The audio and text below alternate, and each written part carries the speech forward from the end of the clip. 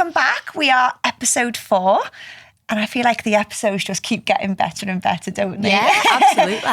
Today we've got, obviously, I don't really need to give much of an introduction because you're so well known within like kind of the meditation world and everything like that, Martin. You're so respected.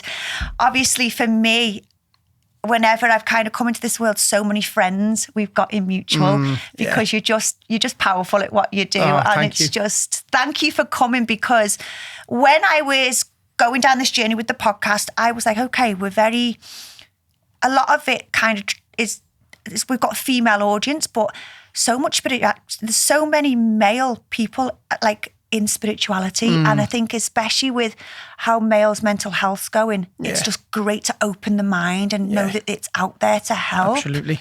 And just kind of give us a little introduction, let listeners know. So thanks for having me. You're welcome. It's always nice to be introduced to new people, new conversations. I think my background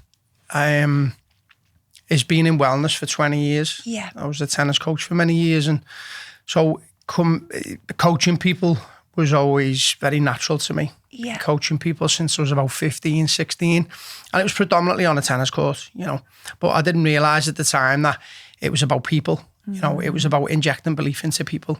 It was about helping people to understand where they were at and where they could potentially be. So I think after such a long time on a tennis court and rubbing shoulders with a lot of professional people, it was a very professional setting. I worked in a David Lloyd for a long time. I think that gave me the backbone of the credentials and the experience really to explore more, especially around emotionality and you could say spirituality. So back in 2012, after 12, 13 years coaching tennis, I just decided to go on a bit of a different journey. I think I was coming to the back end of my 20s. I wanted to reinvent myself. I was asking some big questions. Yeah. I was curious about life, and it was time for me to deeply look in the mirror. I had this desire to live a life of integrity and truth. And at the time, I was probably wearing quite a number of masks. Yeah. As we all do, to some sort of degree.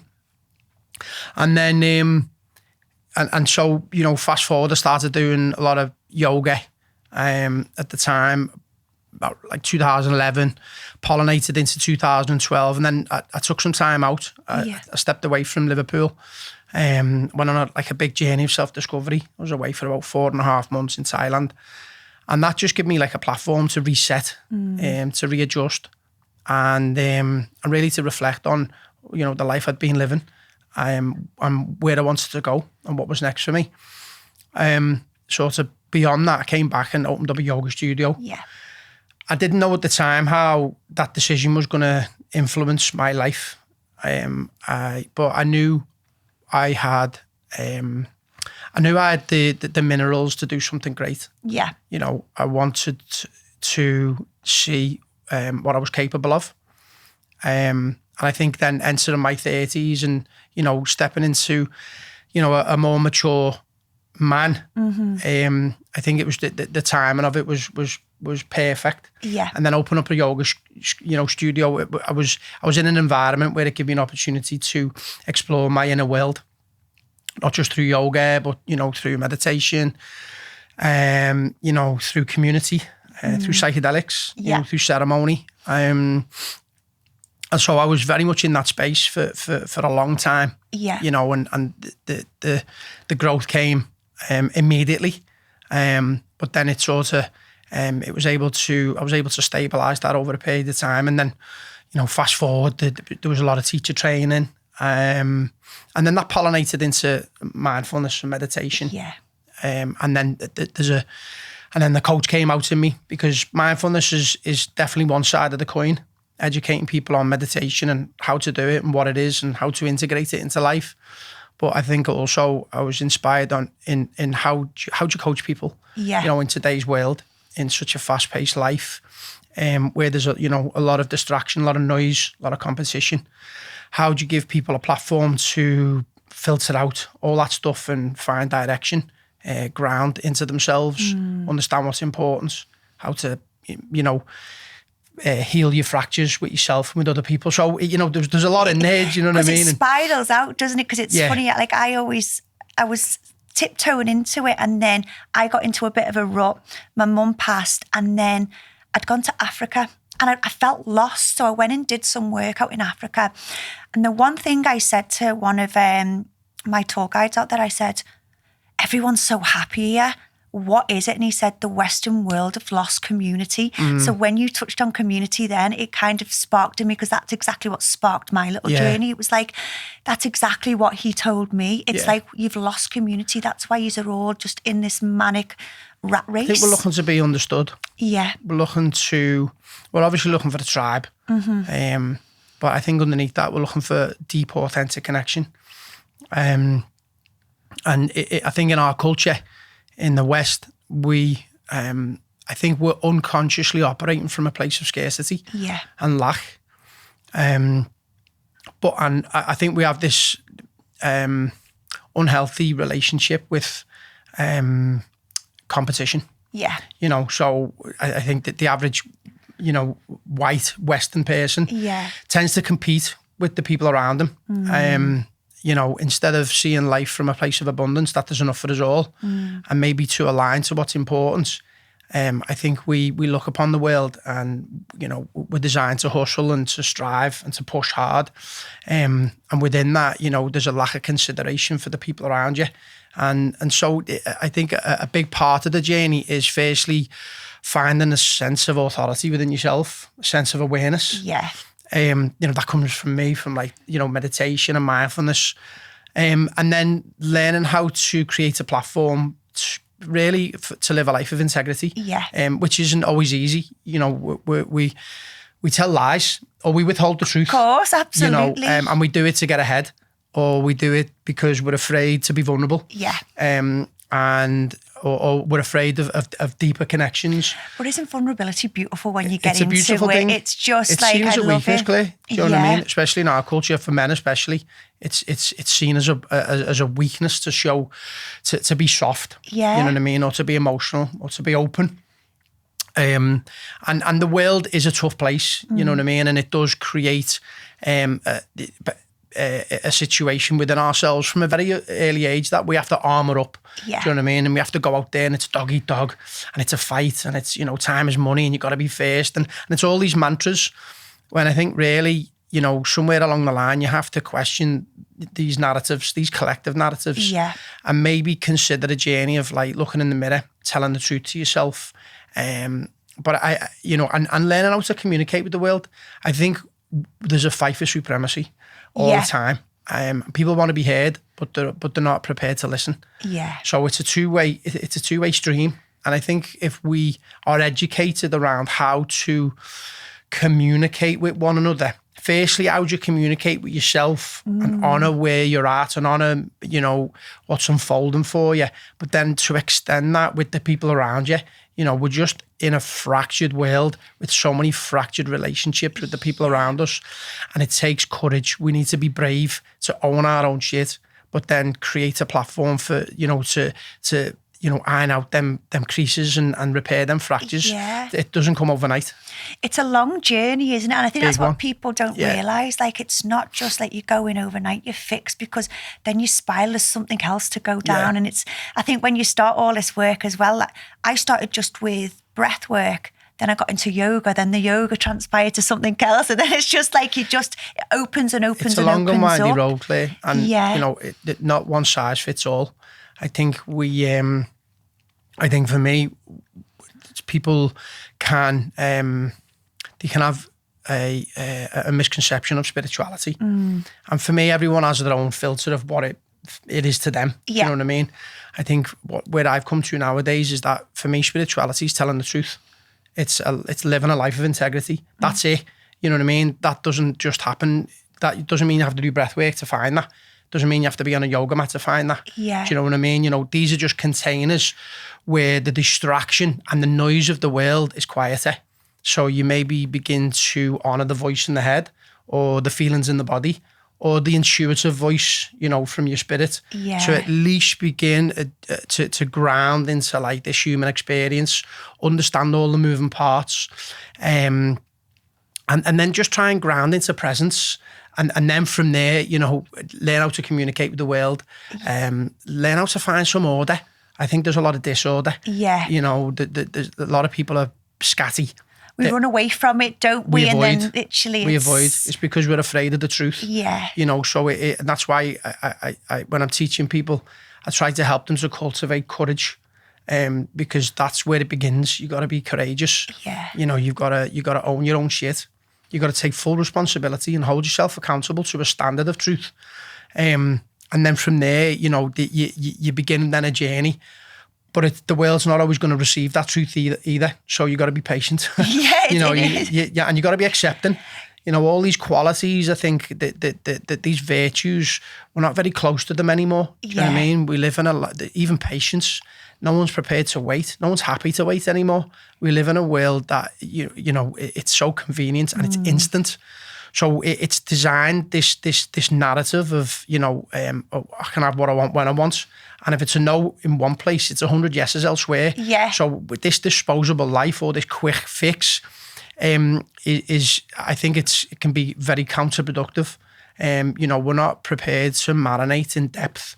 We're searching for depth. We're longing for deep connections, but we're maybe not prepared to meet the layers within ourselves of depth that, you know, it's like meeting the parts of ourselves, you know what I mean? And that comes through initiation, that comes through looking in the mirror, that comes in many forms, you know, but I sometimes get disappointed by the world because everyone's like quite surface level and they're happy to stay surface level. We're longing for depth, but no one's prepared to really look inside themselves.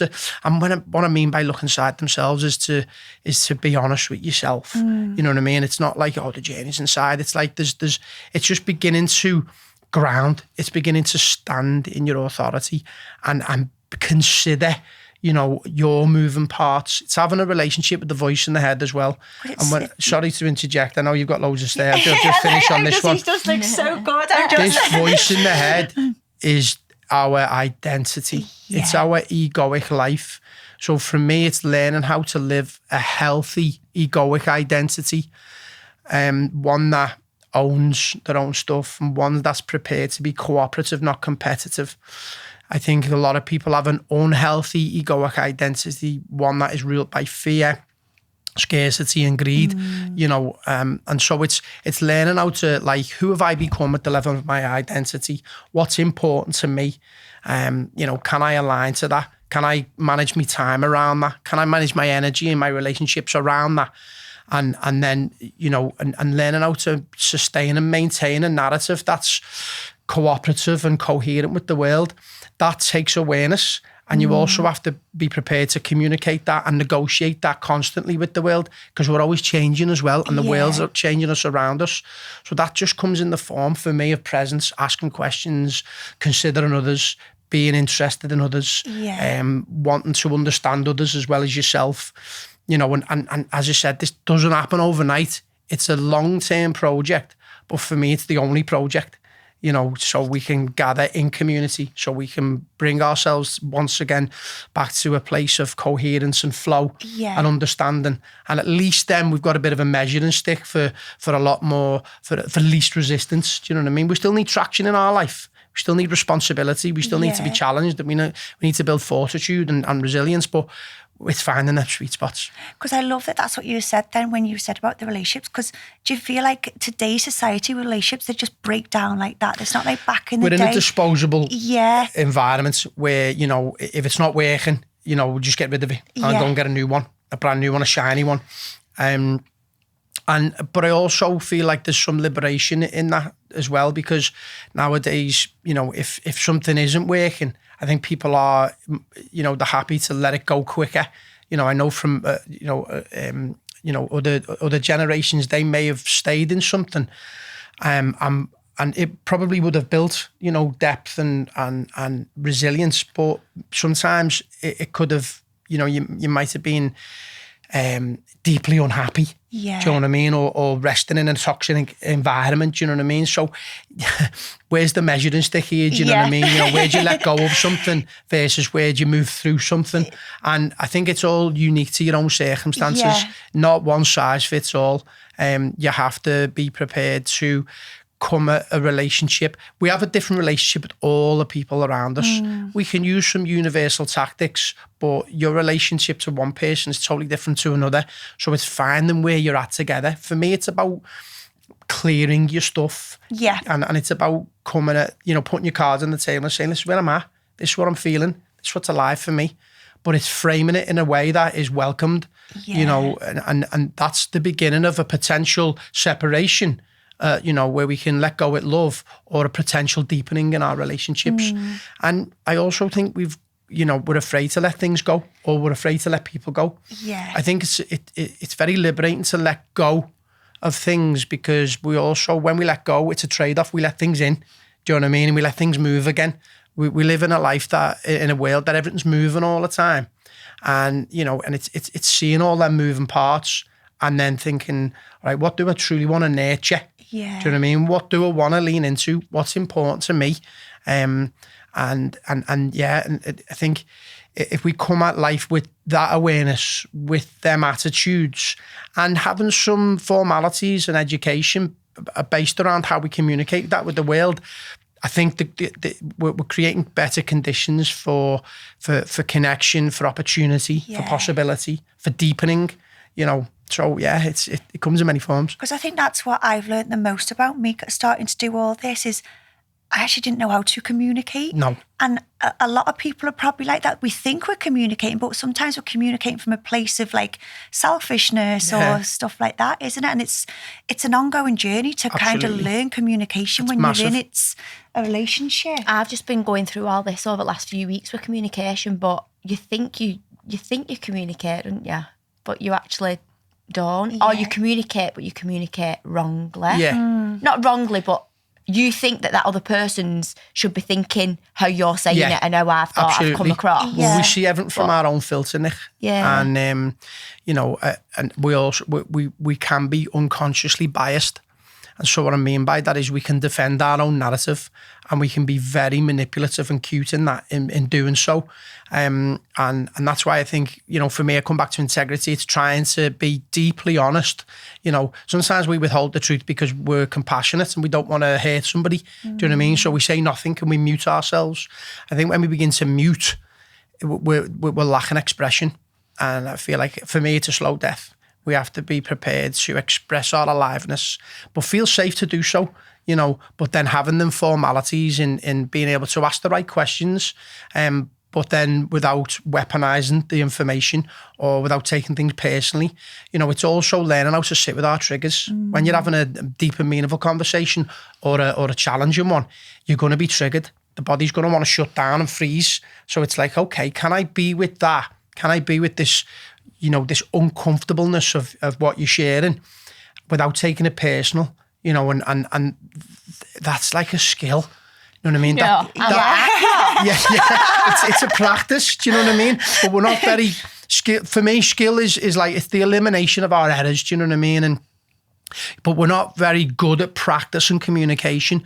We just fall into, you know, unhealthy attachments, assumptions, expectations. So and that's all based on the past, based on what's happened in the past. I expect you to behave the same way, or we give our power away to the people around us. So it's like, you know, it's you's going to make me happy. It's you's going to fulfill me dreams. It's you's going to, you know, anchor my desires and all that. When really it's like, it's not all on the other person. You know, we have to be empowered enough to share our needs, wants, and desires, and be honest in our communication. But I think we also have to be prepared to honour somebody else's. Do you know what I mean? And again, you know, I think this is where a lot of relationships break down. Yeah. And then it's easier to just let go, you know, rather than maybe going, it's because we haven't got the tools. You know, we've got we have the heart, the moral compass. Sometimes we've got the backbone and we have the will for it, but we just haven't got the formalities. Yeah. Do you know what I mean? So then there's just this breakdown. Sometimes that needs mediation. You know, when you're in relationships, sometimes you need to bring someone in, you know, who can be a mediator, you know, and I know from my experience, I've you know, been in some sticky situations with my relationships, you know, whether it's business or personal. And sometimes I've had to bring someone in just to mediate it, just so both parties are heard, so we can actually come to an agreement. Do you know what I mean? That's on the back end of these relationships, is where you go, okay, well, or conversations where it's like, okay, I've heard you. I need to be heard. I have a desire to be heard. I have a desire to hear where you're at. You know, can we, you know, can we iron this out? Can we come to an agreement? For me, it's agreeing then a win-win. Do you know what I mean? Is it a win for me? Is it a win for you? And it feels transactional. Do you know what I mean? But once you get beyond the transactions of it, at least you've taken care of the formalities. And then there's an opportunity for openness. You know, and this is where that belonging comes. We long to connect. We want to be open with the people around us. But if we're not being understood, or you know, there's a set of assumptions, or we're not being validated, or, you know, we just become defensive, or then there's this like quiet resentment in the background, you know, and then we become a bit cold or a bit distant and a bit off, and then, you know, it's then a game of cat and mouse.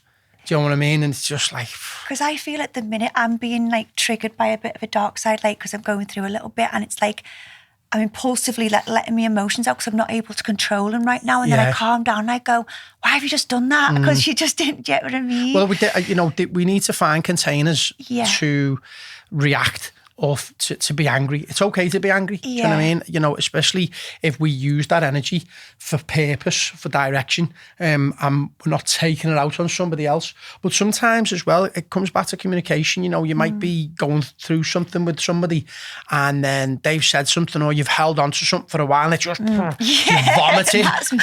You erupt. 6 months later, I know date, time, everything. You erupt. We all erupt. Do you know what I mean? And sometimes, like, you know, it's like sometimes you need a good old row, you could say. Do you know what I mean? And then it's like, what's on the other side of all that? Do you know what I mean? Because you've released an emotion, and again, it's not one size fits all, but there are tools and techniques to at least anchor this emotionality. Do you know what I mean? To say, okay, well, I am feeling emotional. I'm allowed to feel it. You know, this is me humanness. We might get it, and it's framing communication as well. It's saying to someone, listen, this might be a sticky conversation. Can you be present with me? Can you be patient with me? You know, I might, you know, I'm going to share my truth, and you might not like it. Do you know what I mean? But I want to repair this relationship. I want to go deeper with you. But it might be messy in the middle. I do with my daughter, for example. Sometimes, you know, I'll be with my daughter and she's like after my attention, and I might be really busy with something, and boom, I'll snap at her. And then there's a bit of a fracture. And then I know there's a fracture, and feel it, and then I'll say, listen, babe, I want to repair this fracture. That's what I say to her. I love the way that you communicate, you know, like that. I say, listen, I say, you know, but then I also help her to understand that Daddy's been a little bit busy. He's actually being fully present with something else. But and I want to be present with her, and I'm just letting her know that actually the world's not always available to her. Do you know what I mean? And that's also what we've got to get used to, is that we want the world to be present with us all the time, when really that's not the case. Do you know what I mean? So, you know, we have to see it for what it is. Every situation is different. There's so many moving parts, and I think if we settle into ourselves and learn how to ground into a place of neutrality, then we can. We're settled. We can just settle without trying to grab onto validation. We're not, you know, or trying to get some sort of reassurance. You know, it's like, okay, I can be with myself. I can be with all these moving parts. I can sit with my emotionality. You know, sometimes I do react. Sometimes, and it's learning how to try and find that space where, sometimes we react and we fly off the lid. And then it's like, and then we feel better after it. And then the communication comes in and says, and then listen. The guilt. Well, I think guilt takes us to awareness. Do you know what I mean? And I also think, you know, it's having the capacity to say, listen, I reacted there. Do you know what I mean? And it's when we say, that wasn't me. Do you know, we go, that wasn't me. Well, who the fuck was it then? Do you know what I mean? It was you.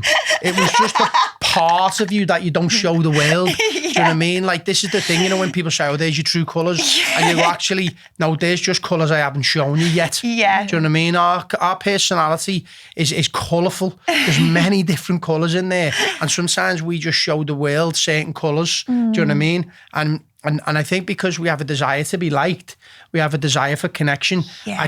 I'm going to show you the parts of me that I think you're going to want to like, or you think you're going to want to see. And so we hide away the other stuff. Yeah. And, we call it the shadow, do you know what I mean? It sits in the background, or it sits not in the light, do you know what I mean? And for me, it's owning both sides of the coin, where we can be warm and gentle and open, but there's parts of us that, are angry, does tell lies, do you know what I mean? Like, can be deceitful and manipulative, do you know what I mean? And it's just trying to notice that stuff and work with it, not push it away, but work with it. And it's part of your psychology.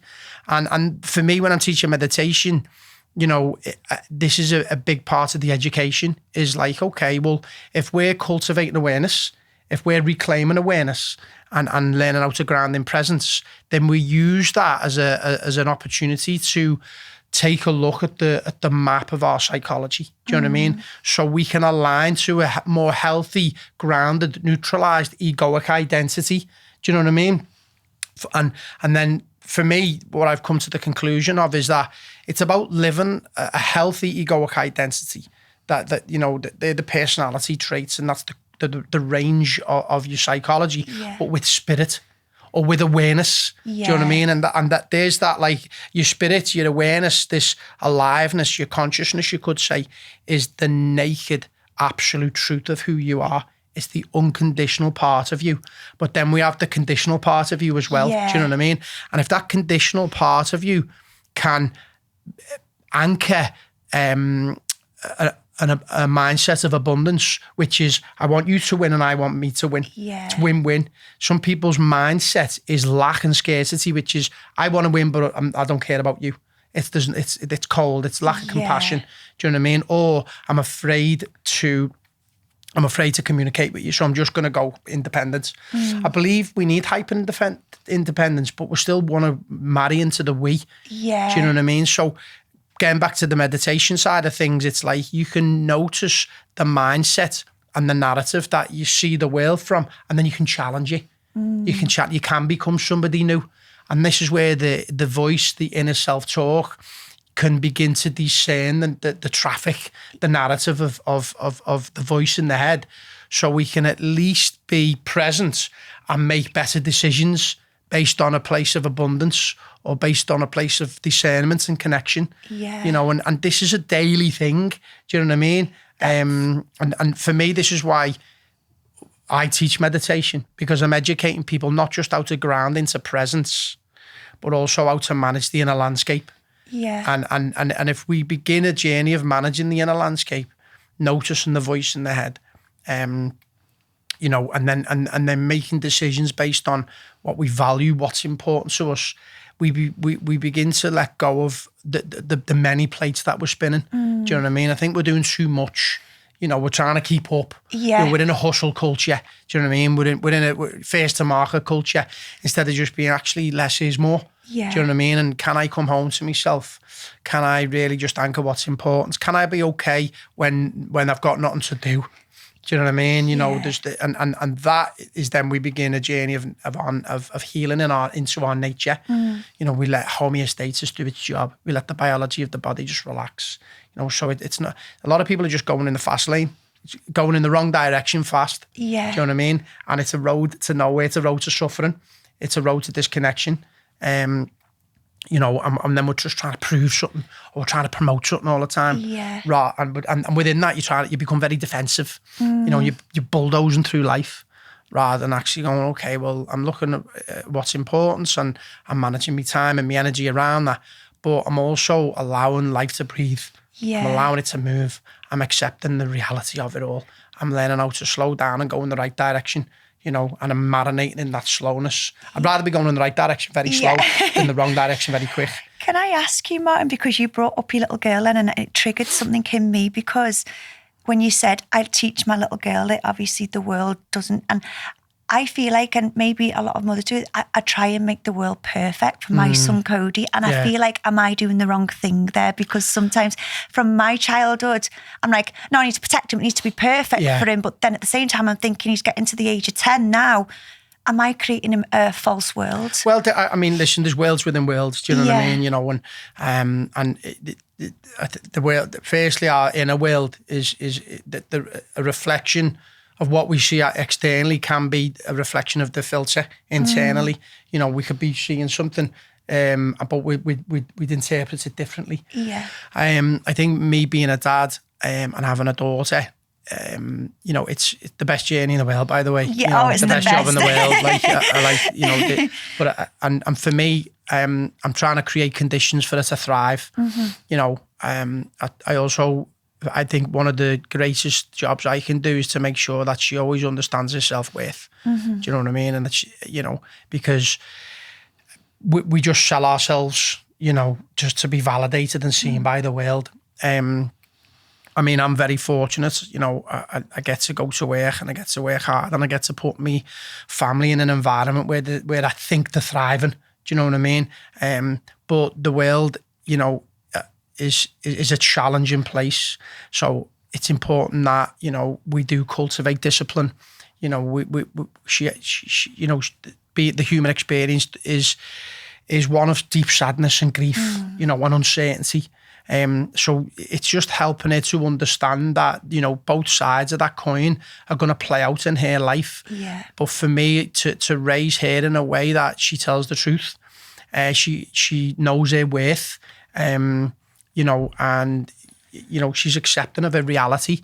And so, you know, obviously, it's also trying to anchor the age where they're at. You know, she's 8 and there's an innocence there. Yeah. And I don't want to knock that innocence out of her. And me and her mum, you know, we probably play slightly different roles, you know what I mean? I'm the dad, I'm a disciplinarian. Yeah. There's a tough love there. But I'm also incredibly soft and tactile and loving and protective. And, you know, and as her mother is, you know, mother's a lot more holistic with her. You know, I'm like on the tennis court, I'm in the jiu-jitsu gym, you know what I mean? I'm very physical. You know, where her mum, you know, she'll be doing like a lot of art, you know, like casting spells and, you know, in nature, you know, and so, and between the pair of us, you know, we're just anchoring this little child where obviously we're creating conditions for her to thrive. We're not painting a picture of the world that it's totally perfect. You know, she's I wouldn't say she's up to date on the world, but she's aware that there's suffering. Yeah. And we have to be aware of that because I think when we come into adolescence, you know, and we start to find that level of independence, you know, we have to take responsibility for that independence as well. I think for me, been coaching people for 20 years, I see a lot of people who have just mollycoddled the children.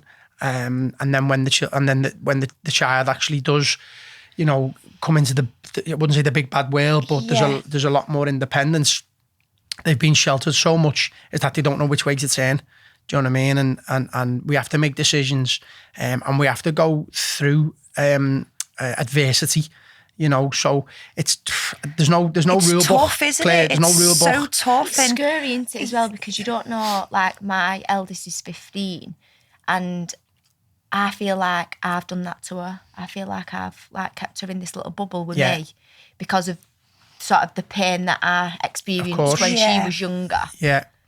That I then thought, I can't ever feel any of that. Or do you know what I mean? I've like kept her in that little bubble and now she's 15 and I'll say to her sometimes, like, you're not going out with your friends? And she's like, oh no. And I feel like I've kept her from wanting to experience the world herself because it's like, well, have you seen that video, Mum, of that guy walking through Wigan with like a knife and she's reading about the bad world online and I think, she's 15. Like, have I created that because I've kept her? And I don't want to get hurt and I don't want to be upset. I don't want to have a heartbreak. Of course. And you do, don't you? Because they're your children. Well, she's going to feel all that. That's the reality of it. And do you know what I mean? You can't do anything about it. That's the human experience. Do you know what I mean? And, you know, I think, again, it's up to us as caregivers, you know, and guardians to create the best possible conditions, you know, but we don't own our children. Do you know what I mean? You know, and our children don't own us. There's definitely a contract. You know, where they've come here, they've chosen us. There's probably some karma to deal with. There's probably, you know, some energetics to move through. And, you know, there's parts of yourself that you're going to meet on that journey as a parent. But, you know, you'd have to trust that, you know, they're here for their own karma, their own dharma. you know, they've, and that's why on an earthly level, you know, for me, it's important that Assis is aware. She's grounded. She lives a life of integrity. She knows her self-worth. And, you know, I think if she holds them qualities close to her, I think I've done a decent job. Yeah. Do you know what I mean? You know, but at the same time, making sure she's having fun, making sure she allows herself to be 8. Do you know what I mean? Or don't want her to grow up too quick, too soon. But again, everyone's circumstances are unique to them. They're different to each other, and it's, you know, it's based on your it's based on your environment as well. Yeah. Do you know what I mean? You know, and so you have to take into so many things into account, into consideration. And it's really about trying to do just doing your best. Yeah. Do you know what I mean? There's no right or wrong with it, is There's it? no Just right makes or you wrong. feel as a parent, sometimes you do feel guilty and stuff. Yeah. Definitely. Yeah, am I doing the right thing? Am I doing the right thing? That's it, yeah. Do you know what I mean? Society Work. makes you think like Yeah, that, yeah. I'm not doing it right, Well, I'm so not many the people best in that. project their own stuff onto you. She should be doing this, or he should be doing that. Yeah. Or are they not doing this yet? And it's really trying to, like, everyone's always projecting their own stuff onto each other. Do you know what I mean? Whether it's based around, like, having children, getting married, you know, putting your kids in certain schools, or, do you know what I mean? And all this noise, and you end up confused. Yeah. You know what I mean? And ungrounded. And I think that's where we've just got to make decisions. I think making a decision creates information. Do you know what I mean? Like, I'll give you an example. Like, me and my partner, we decided to put Assis in a private school. So she's just gone into first year junior. It's in a lovely little school. Served her really well. 33 in the class. And we made the decision to put her in a private school where there's 17 in the classroom. The area is more affluent. We travel 40 minutes to get her there, but it's worth it. And at first we were unsure. Yeah. And we made the right decision. You know, it's a new school, it's a big step up, it's an initiation into juniors. And then just last week she had her first parents' evening, and we knew she's thriving. We can tell she's more grounded. You know, she's stepped up. You know, she feels really well supported. And then, you know, she just had a glowing report, do you know what I mean? Where, like, we couldn't have been more prouder. Yeah. You know what I mean? But her energetics feel really settled. Yeah. And I know I've made that right decision, do you know what I mean? But sometimes you don't get that information until you make the decision. So sometimes, you know, the fear makes you indecisive, where you've got to go, actually, I'm going to make a decision, and then and it'll create some information. And then with that information, you may have to readjust again. Yeah. Do you know what I mean? But at least you've got information to readjust. Or you can reshape things. So I'm a big believer in, you got to make decisions. Sometimes making a decision to not decide is also a decision. Yeah. No, it's do you know true. what I mean? Just decide to go, I'm not going to do anything yet. But that's a decision. And so you're just allowing the moving parts to happen. You're watching. And then sometimes it's like, you can use the discernment of the mind, look at all the moving parts, but it's also listening to the body. We have that voice of intuition, and we have our gut as well, which is the body. So you've got the body's intelligence, which is the gut. You have your intuitive intelligence, which for me comes from your spirit. Do you know what I mean? You know, the subconscious, the divinity of you know, the divine, you could say. And then you've got the voice in the head, which is the mind. Do you know what I mean? Which is the ego mind. And so, you know, sometimes we're so stuck in the ego mind when really we're not listening to other levels of intelligence in the body. Yeah. Do you know what I mean? And I think if we can consider all three, sometimes the mind says one thing and your intuition says another. Do you know what I mean? So, you know, and it's being brave to, like, listen to your intuition, go, you know what, I mean, gut's telling me this, maybe go for it, create information, and then you can readjust. Yeah. And we've got to not be afraid to readjust. Do you know what I mean? I'm a big, when I'm teaching and coaching people, especially in the mentorship spaces, is ask questions, or like, how, you know, of your life. Yeah. You know what I mean? Am I in flow? You know, am I creating conditions for abundance? You know, am I getting paid what I love to do? You know, it's asking the right questions of yourself. When we ask questions, it gives us an opportunity to consider and awaken where we're at. And then it's having the courage and the awareness to say, okay, I'm going to reshape things. Do you know what I mean? And the best way to reshape things is to look at your working week. Yeah. We're in 52 weeks of 7. Do you know what I mean? We call it the working week. It's the Gregorian calendar. And we tend to copy and paste the week. So if you get your 7-day system right, chances are you're going to rinse and repeat the week after. So it's about, okay, I'm going to manage my time. I'm going to shift a few things up. And then that might be based around, changing some habits, because what we habitually do also creates a new identity. Do you know what I mean? So it's about, who am I now? Who do I want to become? What am I doing habitually to confirm or reaffirm this new person I want to step into? And then how can I maintain and sustain that, which feels like I'm growing into it? Yeah. Do you know what I mean? And so having the capacity to realign, recreate, readjust, reshape, it was just having a sense of awareness first, taking a look, maybe coming at it from a bird's eye point of view, maybe bringing a couple of people in that you trust to help you. Yeah. That's my job as a mentor. I'm really good at that. Yeah. Is like taking a look at where people are at. Okay, where are you at? Let me, I gather a lot of information, and then I use some systems and methods, universal ones, even though someone's life is totally unique to them. And then we reshape together. I don't reshape someone's life for them. They do it. Yeah. I'm just a guiding hand. And then they feel empowered then, because their self-worth goes up. They're maximising the potential. They feel a lot more neutralised. They've let go of the noise and they've got direction. And that for me anchors purpose. You just feel good about yourself because you've got direction. You've created order, and then we're less prone to like addiction, or we're not reaching into the world for instant gratification. Do you know what I mean? Because when we're on purpose, we're grounded in a mission. Yeah. Man and woman. Do you know what I mean? And then you learn how to share that with the people around you. Again, it comes back to communication. Because how would, obviously, I fell into it because obviously losing my mum. But, when you see someone in so much pain and they've got no self-worth, there's so many triggers below. Yeah. But then, you can't say to them, oh, I think you need to go down this journey, because then it's like some people don't take it well, do they? How do you get someone to kind of go, I need some help. I need some help. Taking accountability for yourself. Into I mean, sometimes we see people suffering, or we see people in a darker place, and it's got to want to come from them. You know what I mean? I think, again, it's how we frame our language, and it might come in the form of saying, listen, you mean a lot to me, and I see you're really struggling right now, and I don't know the answers, but I'm here to support you. And that sometimes is enough. We need to just feel supported first and foremost. Thank you for them tears, because they're validating something. I've hit a nerve there, Claire, because we want to feel supported. Yeah. We want to feel validated, and you just want to help everybody as well. Absolutely. But we have to be careful that it's not our job to fix the world. Do you know what I mean? It really has to come from a deep inner desire, authority to go, okay, I've had enough. I am going to try my best to change. And then,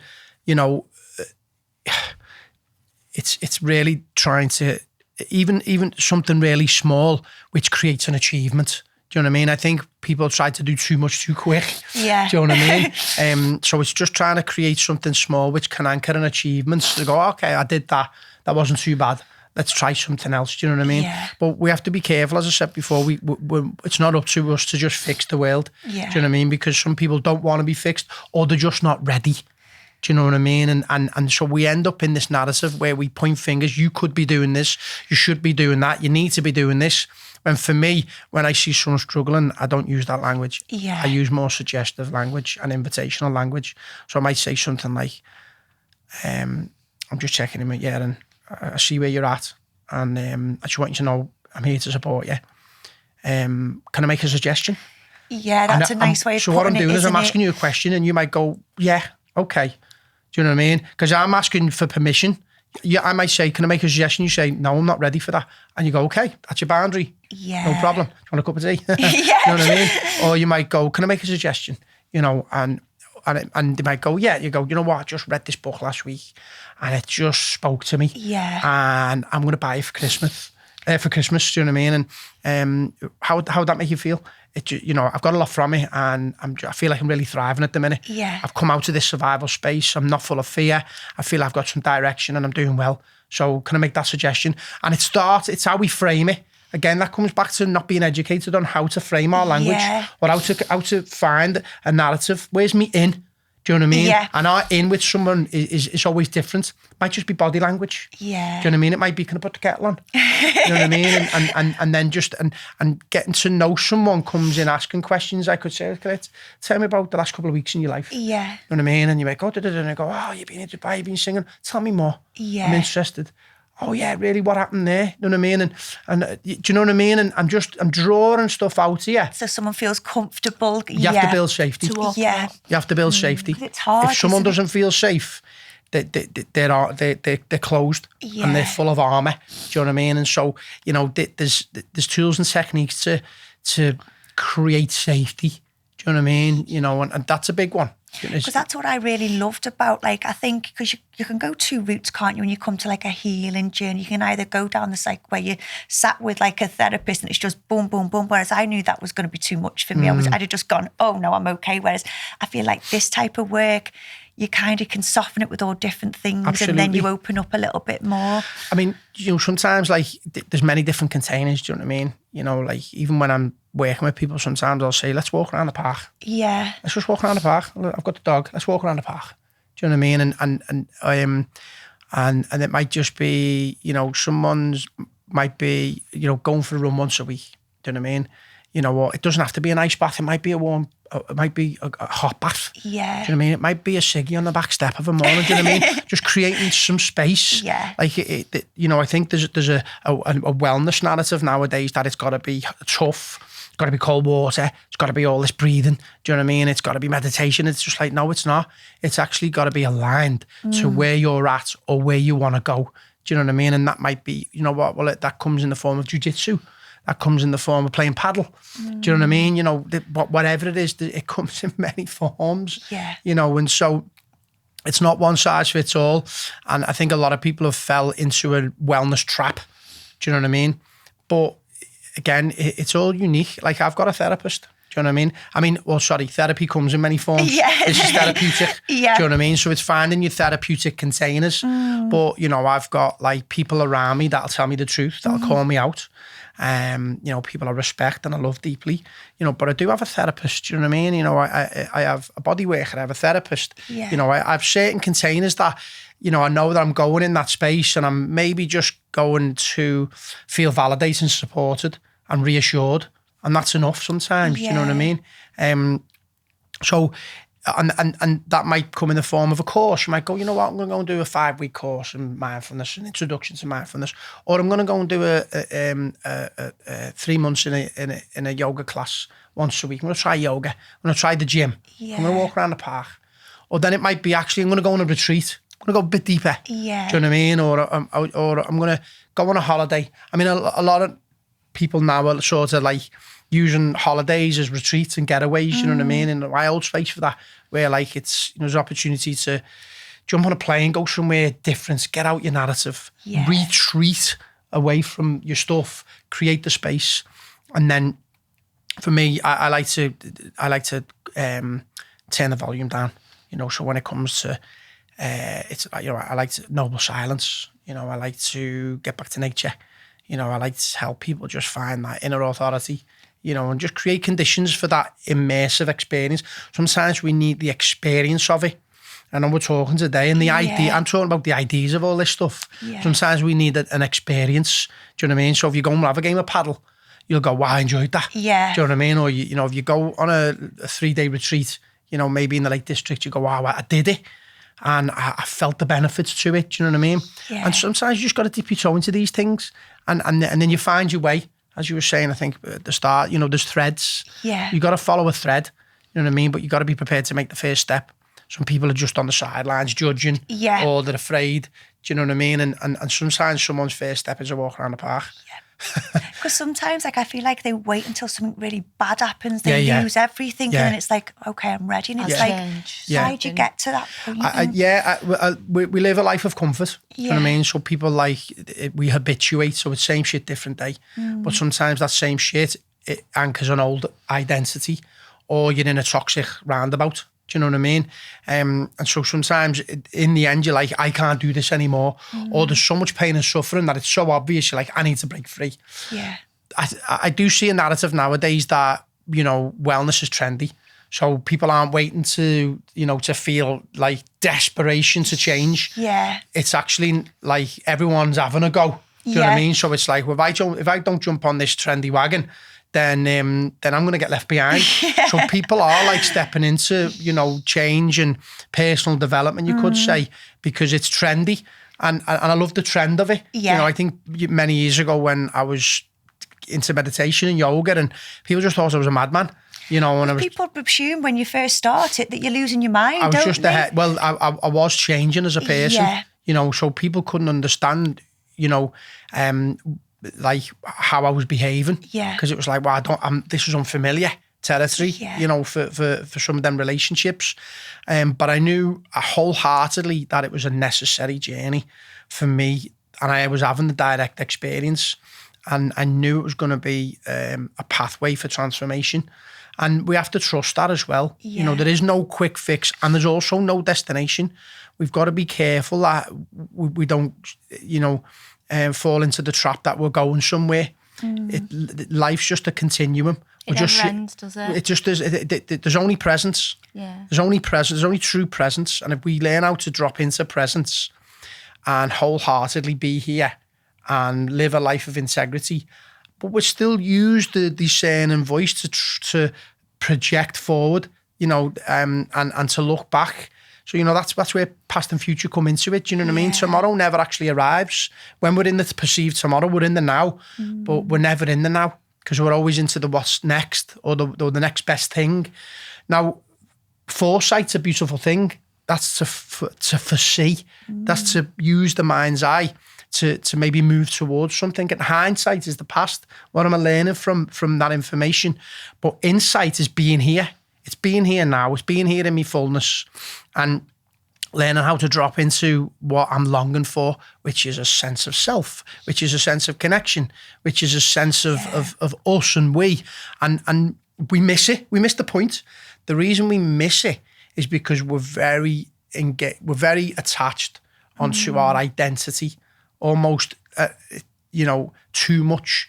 And so we're so invested in the image of ourselves that we're divested in this sense of authenticness, presence. Do you know what I mean? And that's why before I was saying we have to be invested in our image, but not over-invested. Yeah. Do you know what I mean? Because I love that you say that, because I feel like when you start this journey, I feel at the minute I'm at a point where it can start to get a bit lonely because you'd rather be on your own and sit with yourself because the world around you is becoming unfamiliar to... I think that's the pendulum sometimes swings where you're like, wow, and I'm getting away from the noise. And you can actually get really attached to this quietness and this, but then also there's a sense of loneliness. Yeah. Because it can be lonely. You know, I've definitely been on that journey where I've like probably gone to the other end of the spectrum where I've like, you know, pushed the world away. Yeah. And gone into that space of what I felt like was liberation, but then there was deep loneliness. So it's learning how to find that middle ground where you're like, you're in your authority. Yeah. You're not giving your power away to the world. Your sovereignty and your self-worth is close, and then you're engaging with your environment. But if you use the decisions based on your ego to, okay, well, what environment do I want to put myself in? And who do I want to engage with in that environment? It's not so black and white because the world is also happening and you end up where you end up. But we create roots, do you know what I mean? And when we create roots that are generative and cooperative and you know, and there's opportunity for deepening, then for me, I think you cause a great effect. Yeah. Because you're now in your spirit, you're thriving, you're open, you're enthusiastic, you're bouncy, you're springy, but also then we have to consider that I'm not always going to be that. Yeah. You know, I think there's then also a false narrative around, you know, I've got to be positive. Yeah. Do you know what I mean? And I've got to be this and I've got to be that. I've got to show the world that I've got my shit together. When really you're denying the part of yourself that is ugly and grungy and sticky and do you know what I mean? And that's where we can have the discernment to go, I need a bit of space. Yeah. You know, when I'm feeling that, I can go, okay, I need a bit of space, or actually I need connection. Do you know what I mean? Yeah. Sometimes I need to get away from the world, and then sometimes I actually need to, you know, come closer to it. Yeah. And that's how I manage my time. A big part of our mentorship is how do we manage our time, our working week, based around what's important to me. Yeah. You know, the me time, the things that I like to do alone, and then what's important to when I'm in the we, me and somebody else, my business partners, my relationships, my family members. You know, the men I'm hanging around with, the women I'm hanging around with. Do you know what I mean? Like, you know, my professional endeavours. So, you know, when we manage time in a way that for me, I'm always in a place that I enjoy. Yeah. You know what I mean? It's like you guys, you called me up and said, okay, you want to come and do a podcast? And I say, okay, that's a win for me. Yeah. Do you know what I mean? Like, you know, because I get to express my gifts, get to have a great conversation with people who have a similar narrative. And, you know, and so it's an easy win. So that goes in the diary. I've managed my time. It's a win-win. Yeah. Do you know what I mean? You know, so I'm not here like force. I'm not here because I feel like I need to be here. Yeah. I'm here because I want to be here. Yeah. And I love this type of environment. So I'm in flow now. Do you know what I mean? You know, I'm grounded. I'm open. I'm not forcing anything. Yeah. But if I'm in a place where I'm where I feel like I need to be, got to be, ought to be, should be, then there's a lack of authenticness. Yeah. But don't get me wrong, it's not so black and white. Do you know what I mean? There's places where we have to be. We go, okay, we've just got to show up. Yeah. And I think that's where I love meditation so much, because we learn how to ground into presence. So it doesn't matter what the environment is. I'm okay. Yeah. I'm safe. I'm okay. Do you know what I mean? And there's an okayness to presence. People think, oh, I need to be in the present moment. You're already in the present moment. Yeah. You can't be anywhere else. But we get lost in the mind. We're in the future. We're in the past. You know, we're busy making plans, and a lot of the times because we're attached onto a future narrative, and it just takes us away from now. And we're only triggered to presence by the world when it doesn't validate us, or someone does say thank you because you've opened the door open in the gym. Do you know what I mean? So we get reactive when really meditation at its core, at its most simplest level, is to reclaim presence. Gets lost in thoughts, gets lost in traffic. When we reclaim it and ground into presence, it's not being present, it's grounding into the presence that you already are, so you can be wholehearted. For me, you go from a place where you're lost in fantasy to actually grounded in reality. Do you know what I mean? Yeah. And that's what I teach everybody when we come to meditation. It's grounded in presence. Because, I mean, the meditation journey is massive. Yeah. And there's so many narratives and there's so many, you know, traditions with it. And even people say, what meditation are we learning? And I say, all we're doing is practicing presence. That's it. We're not doing, I'm not going to dress it up. I'm just saying, we're just practicing presence here. Yeah. If you're okay with that. So when someone asks you in work, what meditation do you do with Martine Bone? Oh, we just practice presence. That's it. Yeah. That's it. It's nice to simplify it like that, It's though, got isn't to be it? simple. Because otherwise you do gets so get grandiose. lost. It gets so romantic. Yeah. Do you know what I mean? And you know, and that's why I think there's a problem with spirituality, because people are putting a spiritual mask on and they're getting lost in the spiritual sweet shop. Don't get me wrong, a lot of nice sweets in there. Yeah. I've tried a lot of them. But for me, we take off one mask and we put a spiritual one on.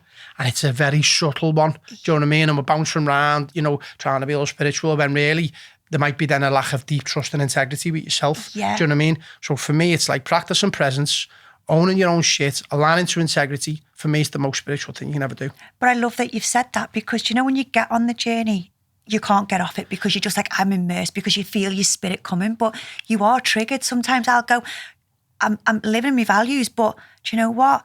You're triggering me, and my dark side does want to come. It comes out, and it's not, and it's owning that dark side. Yeah. Do you know what I mean? It's not turning your back on it.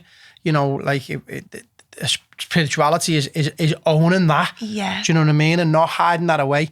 But we hide it away from the world because we're afraid that the world's going to judge us for it, and that's what the world actually does. It judges us for it. Do you know what I mean? So, you know, and I think that's a process we have to be okay with. You know, I know there's a darker side to me that I'm embracing, you know what I mean? And I'm trying to celebrate, and I'm trying to integrate with as much love and compassion as possible. And then I'm trying to communicate with that to people around me with that. Because if I keep denying that that shadow part of me plays out unconsciously elsewhere. For me, that's not integrity. Yeah. Do you know what I mean? So it's about embracing it, and obviously there's certain containers where I feel safe enough to show that. Do you know what I mean? But it'll come out anyway. So when you say it plays out unconsciously, would I not know I'm doing that? Yeah, it manipulates the shadow side. Probably comes out and will maybe unconsciously manipulate the world, or it just plays out, and and that comes out in like the form of judgment. Don't get me wrong, we're all judging each other. Do you know what I mean? But it can come in the form of like passive aggressive. Yeah. Do you know what I mean? All that kind of stuff. So it's like, okay, that's my shadow, and it's relating with that. That's the part of me that I perceive to be bad. It's not bad. Yeah. It's a perspective that it's bad. It's just a party that you're not showing the world. Yeah. Or it's a party you haven't integrated yet. Do you know what I mean? Because still, it does when you start. There's so much to learn about yourself. Absolutely. We never ever get to the nitty gritty, do we? So I mean, it's never ending. It's never. There's no destination No. of end. No, is there? I think it's just there's constantly a on the deeper, journey, there's an awareness, there's an alignment, there's an understanding, but there's also an integration. But then there's also an application. How do we apply this back into the world? Do you know what I mean? Because we can get lost in the information of it, and there is a lot of information, and we also have to be careful that we're not just thinking using this information to think our way better through the world. Yeah. Do you know what I mean? Like it's using the information to drop back into the body and to let go. Like I think a great revelation I had many years ago was it's okay not knowing. I worked out that there was nothing else to work out. Do you know what I mean? It was like, fucking stop working it out. Because then everyone can become psychoanalyzed then, do you know what I mean? Where you meet people and then everyone's like psychoanalyzing, especially in the spiritual world.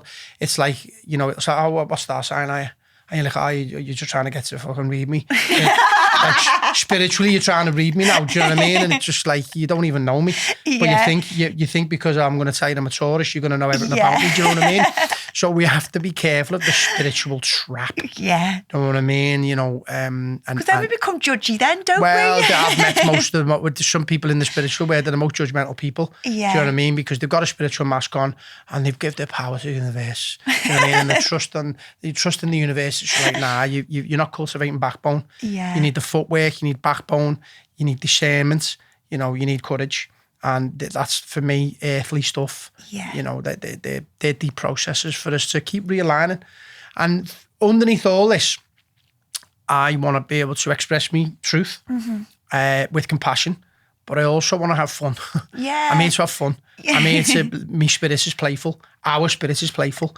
And so there's that deep innocence that comes back into the foreground where we just feel like we're enjoying a moment of truth, of expression, and there's just ownership of that.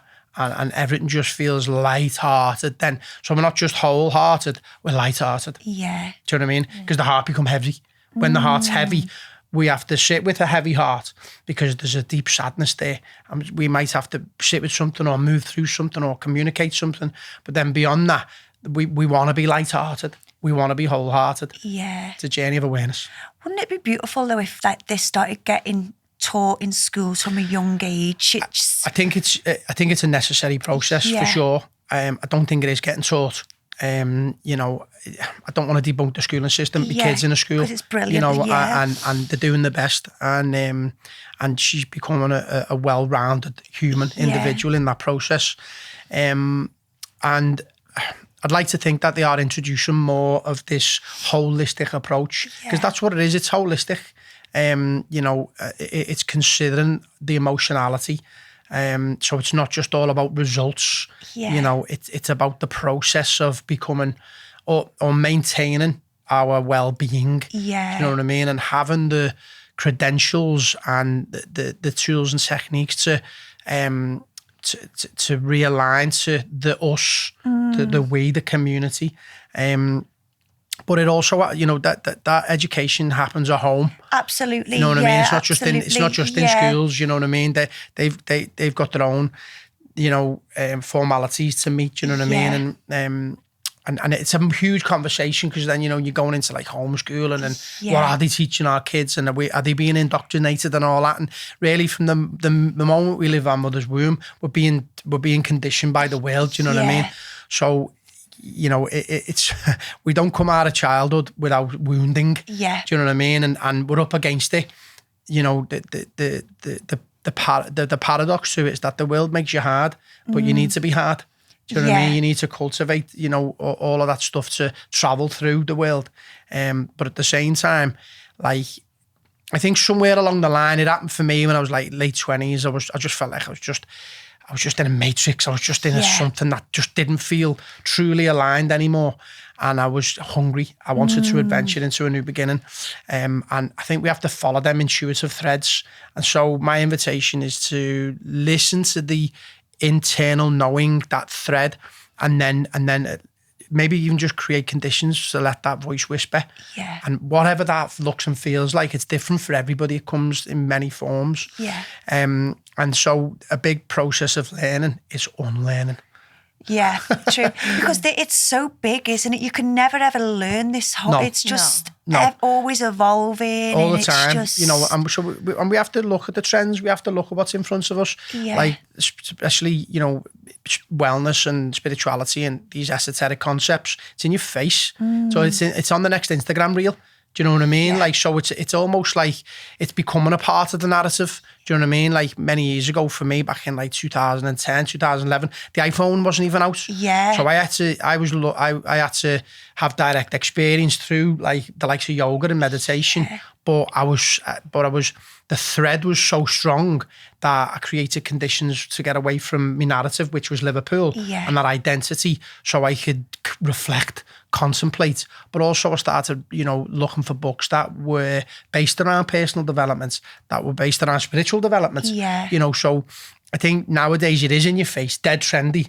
And, you know, it's creating a lot more awareness, you know, when we could say there's more of a collective awakening. Yeah. But we've got to be careful of the traps. There's a lot of blind spots to it. Yeah. You know, and it can take us into the ethers. It can take us into fucking la la land. Do you know what I mean? Into Yeah. fantasy, when really we have to ground. You know what I mean? We have to ground into presence. We have to ground into the earth. Yeah. We have to understand that you know, what the earth wants to tell us. You know, we're not very close to the seasons and nature. You know, we're in this hustle culture when really we're coming into the deep winter. We should be resting. Yeah. We should be sleeping. Because the equinox that comes, is it April? The That's equinox it. You know, starts to that's come it. in We've with got it we've all. got the spring, the summer and winter Yeah. solstice, and then we've got the equinoxes. But that isn't our calendar anymore. Yeah. We're on a Gregorian calendar. So we're in January, which is New Year's resolutions, really, Yeah. where the New Year doesn't start till March. Yeah, someone said that we were meant to rest now, We're meant to aren't be in we, deep go rest, into and hibernation. there's a book called Wintering. Do you know what I mean? And it's about letting go. You know, that's autumn, is the leaves are falling. So if we use that symbology Yeah. of like, right, things are falling away. What am I letting go of? And then moving into the winter where it's darker. It's time for reflection. It's time to ask them bigger questions. It's time for more rest. But the world's saying, nah, you need to hustle. You know what I mean? January's around the corner. It's New Year, New Me. You know what I mean? Yeah. You need to be up at 5 o'clock. You need to be in that cold water. And you're like, now that doesn't feel right. Yeah. Don't get me wrong, getting up early and getting in the cold water also triggers newness. Yeah. It does trigger something, so there's no right or wrong. Do you know what I mean? But we also have to be careful we're not falling for the collective trap. Yeah. Do you know what I mean? Is we have to find a stretch where we're coming outside of our comfort zone and we're doing enough to meet parts of ourselves which anchor transformation, but we're not doing things that we can't sustain or maintain. Yeah. And that's the narrative people fall for. They try to go too quick, too fast, too soon. Yeah. Do you know what I mean? Instead of going, hang on a minute, can I create a narrative where it takes me out of comfort? There's natural organic growth, but it's a long-term project. And I'll adjust along the way. Yeah. Do you know what I mean? And that's more of a mindset that I try to mentor people with, rather than going, oh yeah, just fall for the trap. Do you know what I mean? Fucking, you know, New Year, New Me, or when you're morning, when you're day. It's just like, nah, it's not that simple, not that easy. Do you know what I mean? Especially when you think you've come in 2010, even in it, when like it is like a new world, isn't it? That's now evolving. Yeah. We're going into, because Absolutely. people are wakening up. Well, a we're little being bit roboticized as well. Do you know what I mean? Yeah. So, you know, these phones, as much as they're, you know, incredible tools for information and refinement, and they can help us to activate, you know, so much potential in our lives. You know, they're also they're a tool for where we're subordinating, Yeah. you know, to maybe a deeper, more darker set of control systems moving forward. And it's a massive conversation. You know what I mean? You know, so it's learning how to like set boundaries around the phone. Yeah. But I do think we are quietly being manipulated and controlled. Who knows where it's all going? That's it. Well, this is the thing. There's an uncertainty to it, Claire. Do you know what I mean? And like the fact that I just know I'm here. I know I'm alive. Yeah. I know I'm trying my best. You know, and that's it. You know what I mean? Yeah. And there's a gentle excitement for the future. I think there's always a bit of fear being a dad. Do you know what I mean? Yeah. But it's important that I don't project that fear all over my kid, because then she'll be over suspicious in her life. Yeah. And I want her to be open, and I want her to welcome the world. You know, and you know, if she takes ownership, but also has a trust in God, then job done. Yeah. Martin, because obviously we could speak all day, couldn't we? But we're lucky enough to obviously know you and now kind of have you like in our life and everything. If there's people out there watching, where can they find you? Because I know I come to obviously the space that you've got, Planet Yoga. It's unbelievable, even if they just want to start on a yoga space. But if they want to come deeper and obviously come on some meditation courses. I have a number of offerings. Yeah. And there's an offering that I've been teaching since 2017. It's a 10-hour process, and it's like an introduction to meditation. Yeah. I was teaching that a lot from 2017 right through to probably like 2022. I'm still teaching it, but it's a lot more exclusive, and it's a lot less available just because of the nature of my own moving parts. But I'm still teaching that, and I teach that out of Planet Yoga. But I think nowadays, you know, I'm into the immersive processes as well. Yeah. So I create like I have a 1 day, a 3 day, and a 7 day retreat. And then there's other retreats that I do with it, you know, men's retreats with a friend of mine called Craig White, and an extended team of men who've really done a lot of great work with themselves. But predominantly I'm in Liverpool. You know, I'm doing my thing. I've just recently give birth to a new offering with a friend of mine called Martine Bone, and we've called it the Reset. Amazing. You know, and it's a 7-day protocol, and it's based around like fasting. We're using medically grade, pharmaceutical grade supplements to aid the body and the biology of the body. But we're also given immersive processes with meditation, breath work, you know, space from the electronics, and then just a community that is accountable, you know. So it's a 72-hour water fast as well. So we put something great together. So there's loads happening all the time. I'm constantly reshaping my stuff. So I'm in Planet Yoga, I'm in Liverpool, and then there's loads of things unfolding, especially 2026 that I'm excited for. But big thank you for having me here today, honestly, Claire. Thank you so much. I'm not spoken that. You're brilliant at what you do, and you know what, you're helping a lot of people. So go over to your Instagram, really follow you and look in, because honestly, it's fascinating. Thanks so much. Thank you so much. Thank you so much for coming. Thanks, Nic. All right, girls. Oh, brilliant.